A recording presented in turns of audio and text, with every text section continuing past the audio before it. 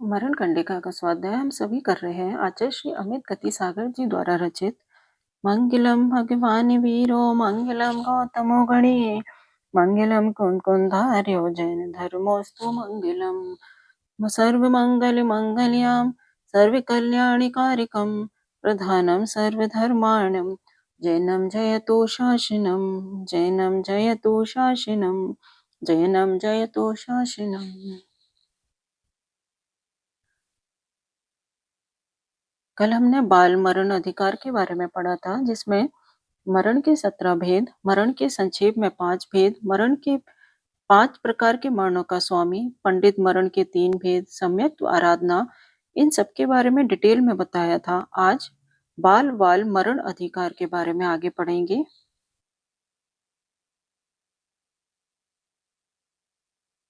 जिसने मिथ्यात्व से कलुषित होकर काल किया है, अर्थात मिथ्यात्व में आकर मरण किया है, वह बाहर से संयमी अथवा असंयमी हो, किंतु वह व्यक्ति किसी भी आराधना का आराधक नहीं होता। मिथ्यात्व परिणाम हो जाने पर, द्रव्य से संयम रहने पर भी किसी एक की भी आराधना का वह आराधक इसलिए नहीं है कि सम्यक्त्व के अभाव में ज्ञान चरित्र समीचीनता को प्राप्त नहीं होते हैं। जिनेंद्र भगवान ने मिथ्यात्व का स्वरूप इस प्रकार बताया है कि तत्वार्थों में अरुचि होना मिथ्यात्व परिणाम है। जीव के इस मिथ्यात्व परिणाम के 3 भेद हैं: संशयिक मिथ्यात्व, ग्रहित मिथ्यात्व और अग्रहित मिथ्यात्व। जिनेश्वर द्वारा प्रतिपादित जीवादि तत्वों का निश्चय नहीं होना संशयिक मिथ्यात्व कहलाता है। अर्थात जिनेंद्र द्वारा कथित तत्व सत्य हैं की संख्या आदि द्वारा कथित तत्व सत्य है, इस प्रकार संशय रहना संशयिक मिथ्यात्व है।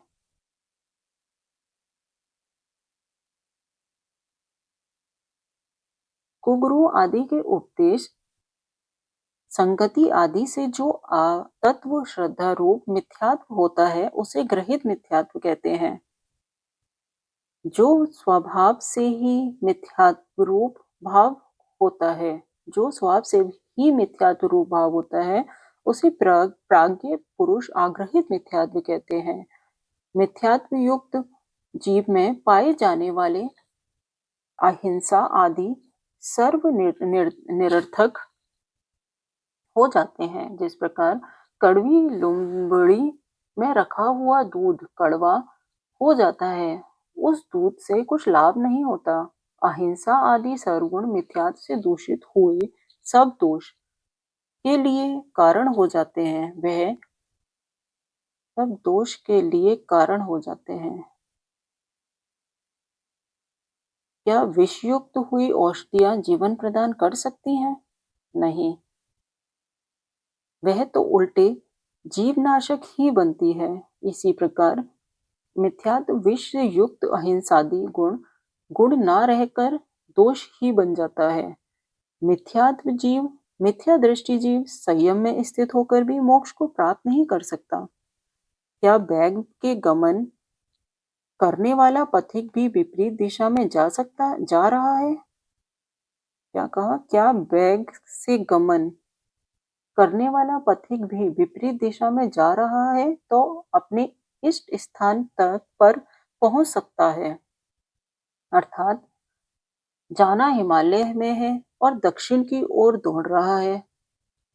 वह पुरुष जैसे अपने इष्ट हिमालय को प्राप्त नहीं कर सकता, भले ही वह कितने ही बेग से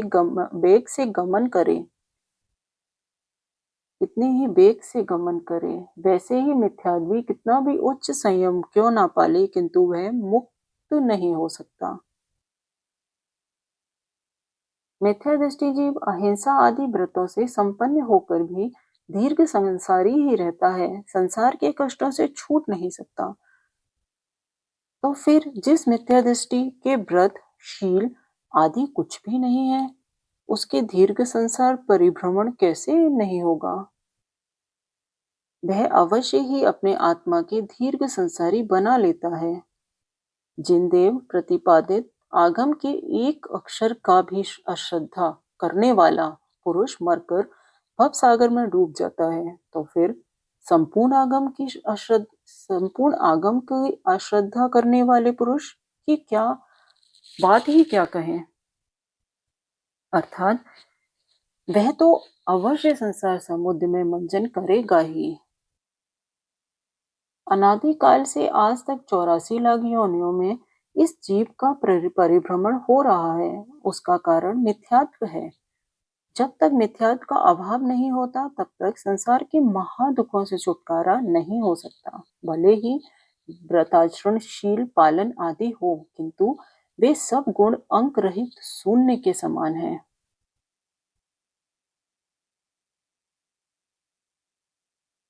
मिथ्या दृष्टि जीव यदि भव्य है, तो उसे बाल बाल मरण होता है, और उसके संख्यात या असंख्यात भव हैं, अथवा किसी के अनंत भव शेष हैं।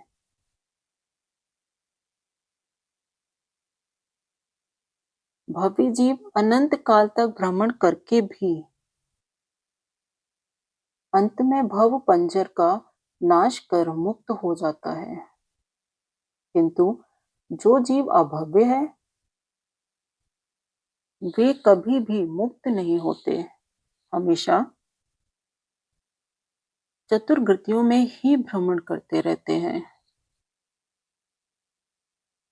बाल बाल मरण का यहाँ वर्णन समाप्त होता है।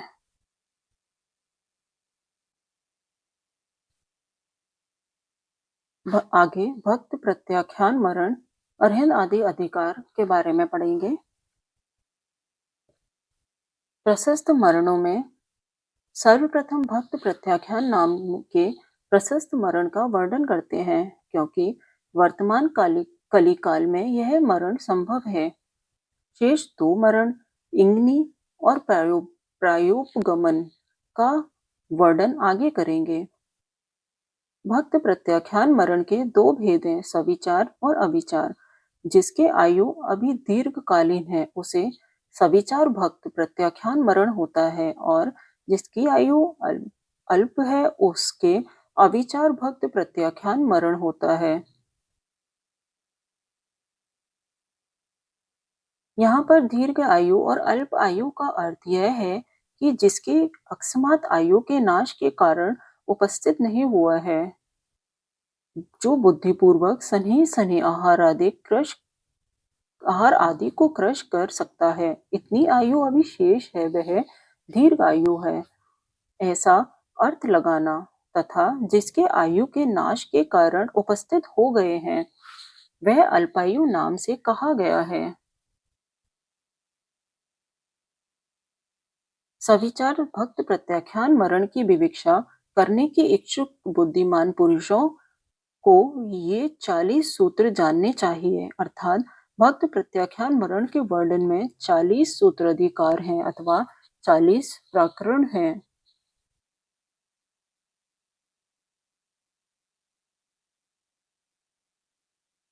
अर्हम लिंग, शिक्षा, विनय, समाधि, अनियत विहार, परिणाम, उपधि त्याग, श्रुति, भावना, संलेखना, दिशा, श्रवण, अनुशिष्ट, परगणाचार्य, मार्गणा, सुस्थित, उपसर्पण, निरूपण, प्रतिलेख, प्रक्षा, एक संग्रह, आलोचना, गुणदोष, संज्ञा, संस्तर, निर्यापक, प्रकाशन, हानि, प्रत्याख्यान, श्रवण, छपना, अनुशिष्ट, शारणा, कवच, समता, ध्यान, लेश्या, फल, और अंतिम है आराधक त्याग।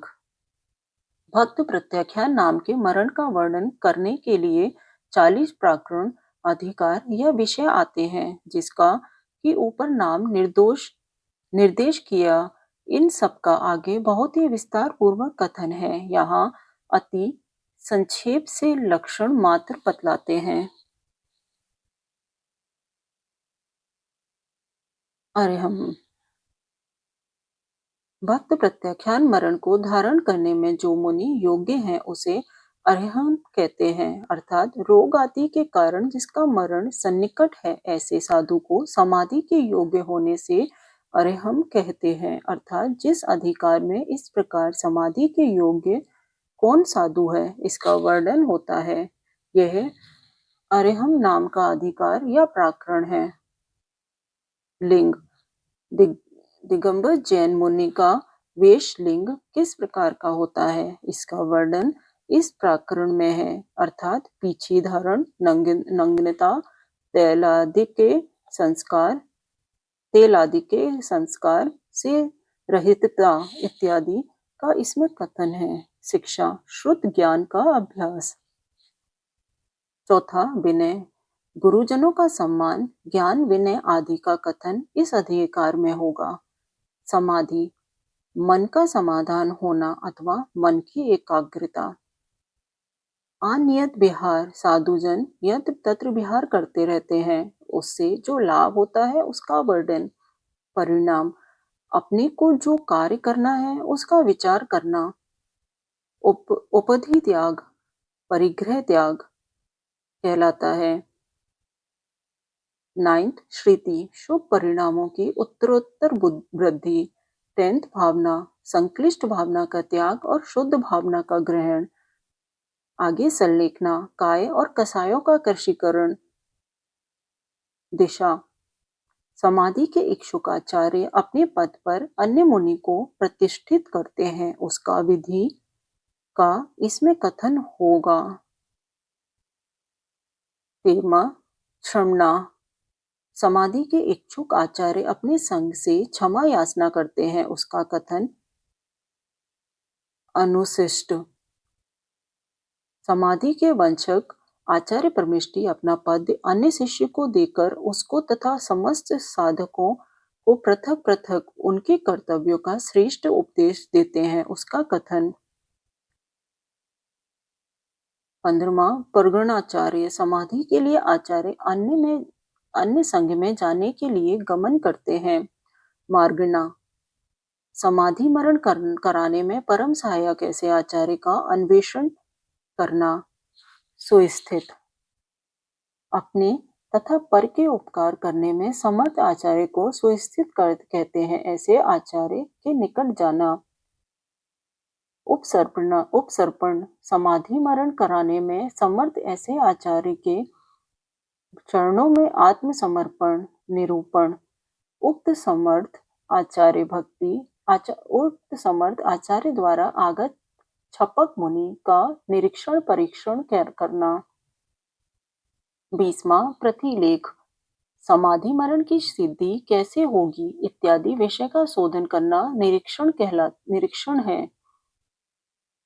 प्रश्न, समाधि के समय अपने संघ में साधु के आ जाने पर संघ नायक संघ से पूछते हैं कि इनको ग्रहण करना है या नहीं, अर्थात यह साधु समाधि के योग्य है या नहीं, आप इस कार्य में समर्थक है या नहीं इत्यादि आचार्य द्वारा पूछा जाना। 22, एक संग्रह, एक आचार्य एक ही छपक मुनि को समाधि हेतु संस्त्रारूढ़ करते हैं, एक साथ अनेकों को नहीं। 23वां, आलोचना, जीवन पर्यंत साधु अवस्था में जो दोष लगे हैं उनको आचार्य के लिए निवेदन कर देना।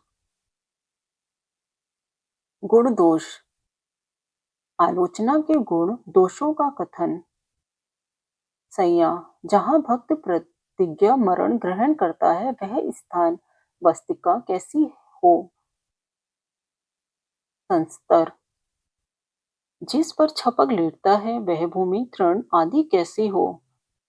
निर्यापक, छपक की सेवा करने वाले मुनिगण कैसे हों।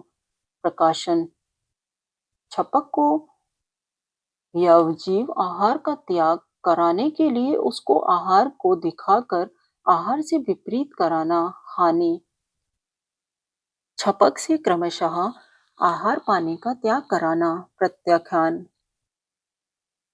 जीवन पर्यंत के लिए सर्वथा आहार त्याग। क्षमा, क्षमण छपक द्वारा समस्त संग से या क्षमा याचना। छपना छपक द्वारा कर्मों की निर्जरा होना, उसका कथन।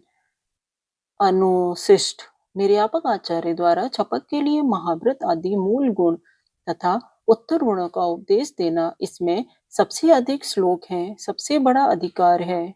शरणा रत्नत्रय धर्म में छपक को प्रेरित करना।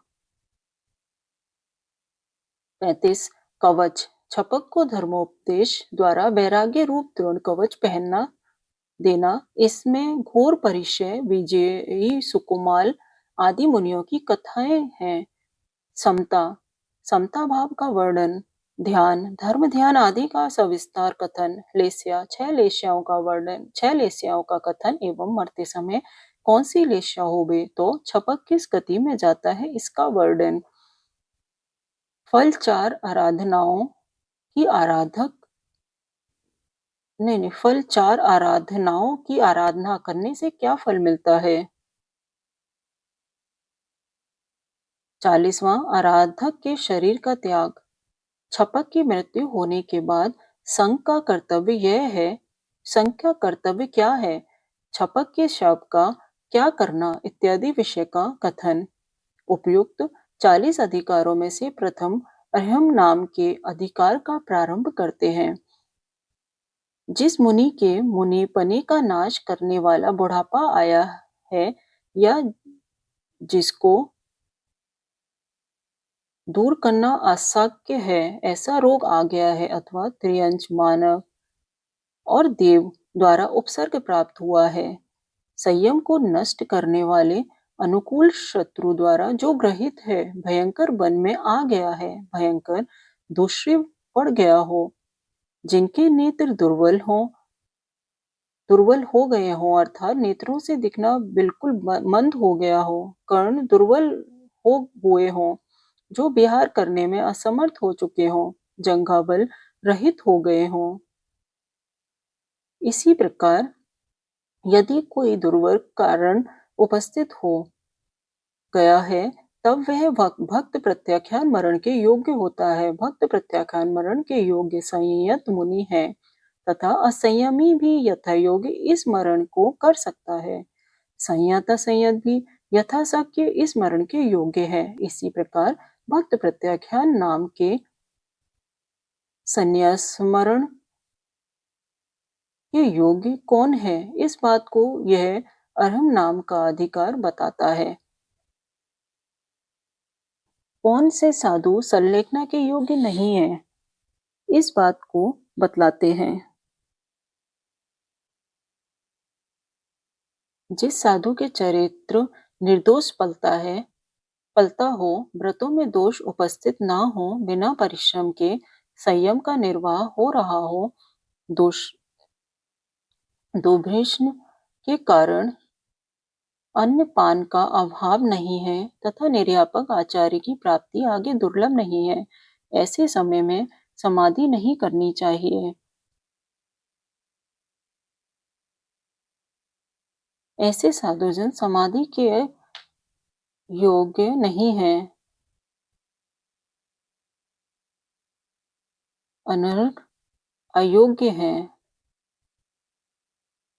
आगामी काल में रोग दुर्भिक्ष आदि का भय नहीं है, वे साधु समाधि के योग्य नहीं है। क्या कहा, आगामी काल में रोग दुर्भिक्ष आदि का भय नहीं है, वे साधु समाधि के योग्य नहीं है।